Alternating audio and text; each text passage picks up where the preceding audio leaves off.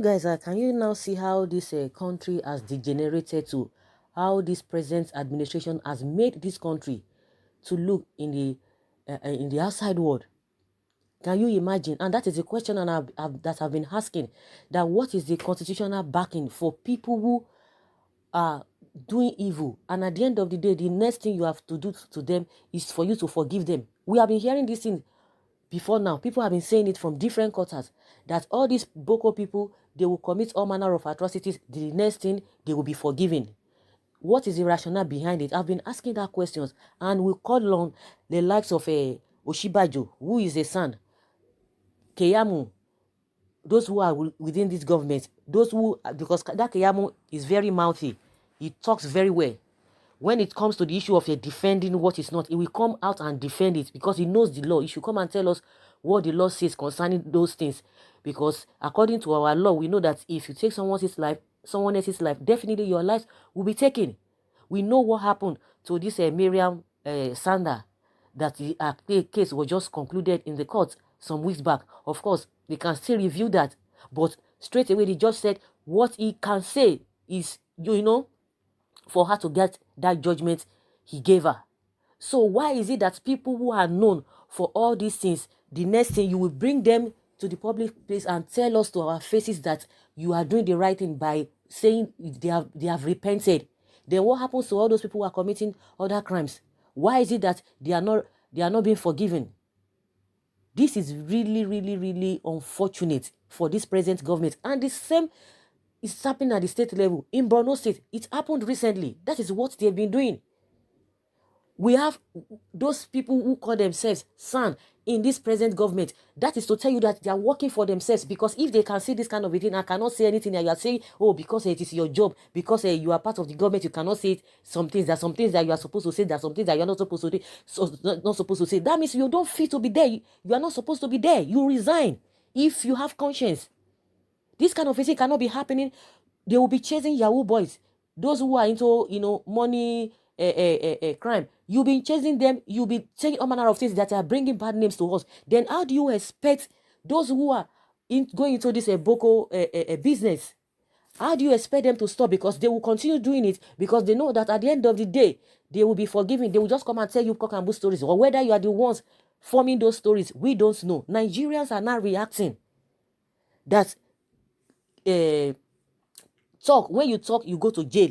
When you say the things happening, not even if you say criticize, it will be as if somebody is just trying to make up some things or trying to discredit them. Say things that are happening, things that are bothering you, things that are bothering other people. Once you talk, you will go to jail. But if you kill in this from these Boko people, you will be pardoned, you will be released, you will be forgiven.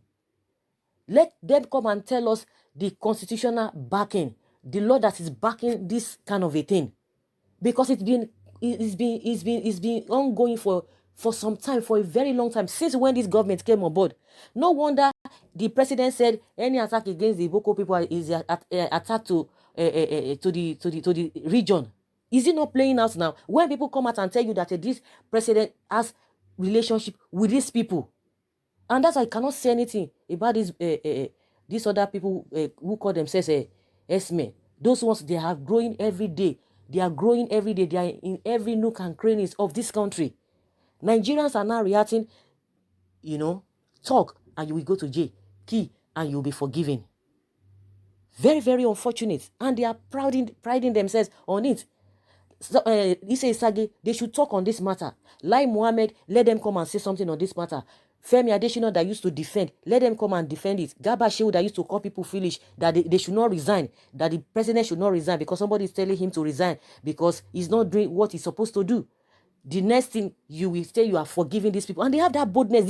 I think the government is not getting it. They are not getting it.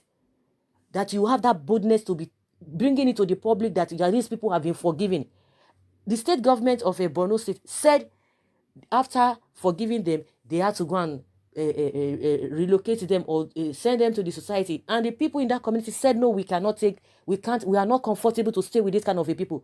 They didn't say anything. Well, do you know what they do? I've been saying is they have to resettle them in another place so that, they can be comfortable there. So what kind of message is government trying to say, trying to pass to the public? That means crime pays. That is what it means. Crime pays. They will do whatever they want to do, then they will come back and say they have repented. At the end of the day, that ends the story. To put sort upon injury, you will see, take them and recruit some of them, part of them, into army. Then how do you expect the army to be effective? Recently, I heard from the chief of army staff, Brutai, saying that people who are calling for the sack of service chiefs, that they don't know what they are talking about, that will not solve the problem. That will not solve the security challenges that we are having. So that people are not, it's not going to solve it. So what is going to solve it? What will solve it? This government is so bold that abnormalities have become the normal thing. Just like I said, Nigerian people, what they couldn't take from Goodluck Jonathan. They could not even take little thing. Half of what is happening, they couldn't tolerate it with a PDP. But now they are tolerating the full dose with this government. Abnormalities, what have you? Anything that is not just good is not the order of the day.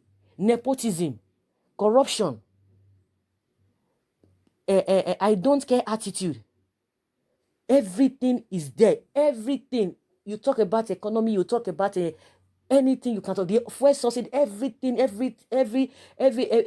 has gone high. Prices of things have gone high, and Nigerians cannot do anything. We could remember the time they will come out, of course, because now you can, even if you come out to say your mind, you know what we end it. If you come out to protest, the next thing they will charge you for treasonable felony. But these people now, you are not charging them to anything, though. You are releasing them, you are pardoning them, you are telling us that they have repented. That means all those who are into other crimes, you have to pardon them, because what is good for goose is good for the gander. If you feel that that is what is meant for them, so that they will not go into a crime, so that you are trying to pamper them, then you have to pamper other people. Let us know that we have a lawless country. So if you know that you know law, come and tell us what the law says concerning this action of the government, of the federal government, because it is really disheartening. Let's hear what Nigerians are saying concerning this, because Nigerians are not really happy at all. They are not happy. They are so hungry. Who is going to hear this and I will not be hungry? Someone is telling us, I don't know where this person got the information. We want the government to come and tell us what really happens, because if they don't tell us what really happened, definitely what we are seeing, their action is not commendable at all, and it's very, very annoying. Someone says here that what you guys don't know is that the Boko people instructed the government to release those in custody, which the government agreed, and also to withdraw troops from the distress zone. Can you imagine? The government were reluctant for their release. This brought about the killings of travelers in Borno on Monday. This in turn bear their immediate release. Now of the victim insurgency are neglected, killers released with maximum treatment, while harmless independent people are proscribed terrorists. It's unfair to practice a biased ruling. This is nepotism. I think that's what this person is trying to let us know. Someone say only God can save us. Here we are in animal kingdom where killers are being celebrated. Boko people is Nigeria president. Share. It is until it gets to the international community, until we get to international community. Someone say afternoon light, they are all Boko people. Someone says they release them for holy war against Christianity in Nigeria. Their oga is on top. By not releasing them, government would have been directly shooting itself on its feet, as its rank of S-men soldiers would have depleted. A scenario not welcome, since these guys will be used to fight the common jihad and Fulanization war. See, people of Nigeria, this country is in soup. If you are not Fulani, you better package yourself and any way you can, because fire day come on.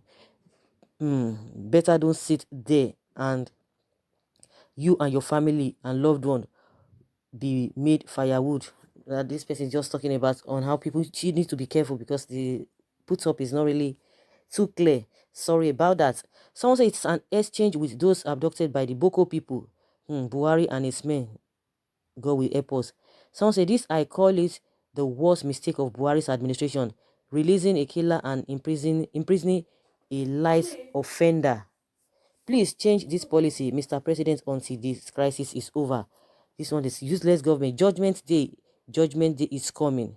Someone said Nigerians should stop wasting Southerners and their children's lives and money in the name of fighting these Ebuku people. So guys, there's nothing to justify this with, because even the S-men too, the ones that are doing intimidating farmers, they are not even saying anything. So if you talk about these people, those who are of the opinion that okay, because they are using them for exchange, which is not really tenable, they are using them for exchange. But what of the Fulani S-men that are going into people's farm? Nothing is being done about them. So how do you expect people to believe this cock and bull story, which is not even selling?